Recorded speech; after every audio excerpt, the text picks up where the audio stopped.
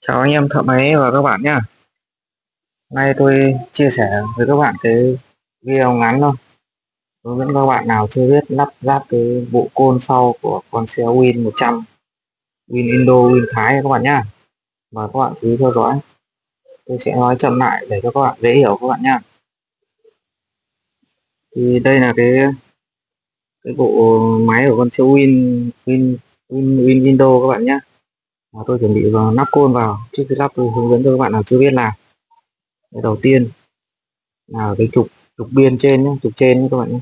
Đây nó có một cái bánh răng, một mặt là nó phẳng như này, một mặt là nó bị lõm, không có răng đến ngoài, các bạn nhìn thấy chưa? Cái mặt này các bạn cho vào trong. Tiếp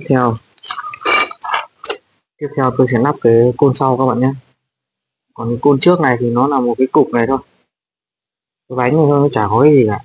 Cái này chỉ cần đưa vào đây là xong các bạn nhé. Cái này chỉ cần đưa vào đây xong, rất là dễ rồi. Tiếp theo là cái phần này tôi sẽ hướng dẫn cho các bạn.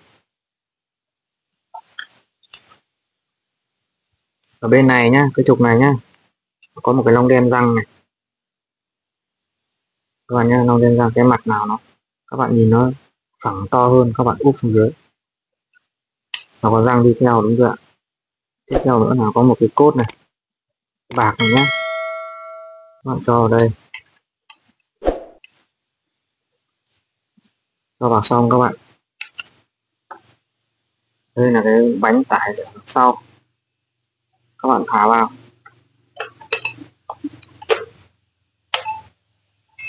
Đấy, như thế này các bạn nhá.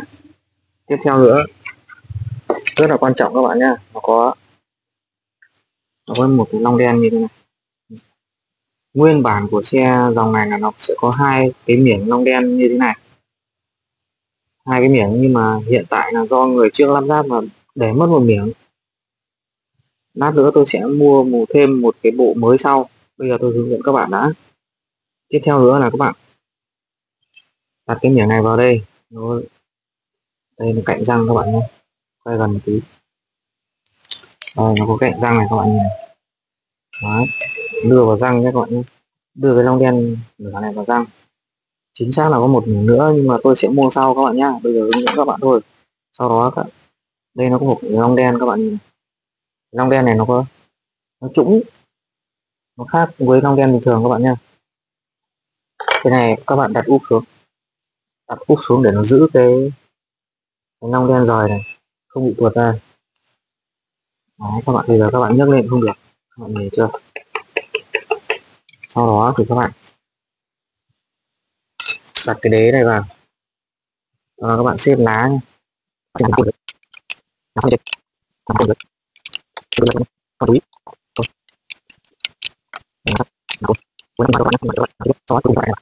bạn đặt cái này vào rồi các bạn bắt ốc vào là xong. Ốc thì nó có một cái lông đen úp thì các bạn phải đặt úp như này rồi các bạn xoáy ốc, đúng chưa? Nhưng mà quan trọng nhất là cái lông đen trong này nhá, tôi lại bỏ ra hướng dẫn cho các bạn thêm. Ở đây này, có nhiều trường hợp là cái lông đen này các bạn lắp sai nhé. Có nhiều trường hợp là có bạn đặt như thế này, sau các bạn cho cái lông đen này vào. Đây, các bạn cho lông đen này vào. Các bạn cho cái lông đen vào như thế này thì nó vẫn giữ được, vẫn không kéo được lên các bạn nhé. Nó vẫn giữ được cái côn sau này, nó vẫn giữ được, là nó không không kéo được. Chưa bắt đông nhưng vẫn không kéo được, nhưng mà lắp thế này là sai các bạn nhé. Lắp như thế này là sai. Lắp đúng thì các bạn phải cho cái này vào trước. Đấy, sau đó các bạn úp cái này xuống. Các bạn thấy có dễ hiểu không ạ? Bạn nào thấy dễ hiểu bình luận dễ hiểu giúp tôi cái nha các bạn nhé. Rất là đơn giản thôi nhưng các bạn phải để ý. Đấy, các bạn đưa cái này vào, các úp cái lông đen này xuống, các bạn xếp lá vào. Lá xếp thì rất dễ rồi, sau các bạn bắt ốc vào là ok. Còn cái này các bạn lắp sau cùng, các bạn lắp sau cùng, các bạn chỉ đóng cái này vào rồi các bạn bắn ốc vào là ok của. Đấy là côn của xe Winindo nhé, nó hơi khó, nó khác so với côn bình thường nên là hướng dẫn cho các bạn chưa biết làm các bạn nhé. Clip của chúng tôi xin tạm dừng tại đây. Các bạn nào mà còn chưa hiểu thì hãy bình luận bên dưới các bạn nhé, tôi sẽ trả lời cho các bạn sau các bạn nhé.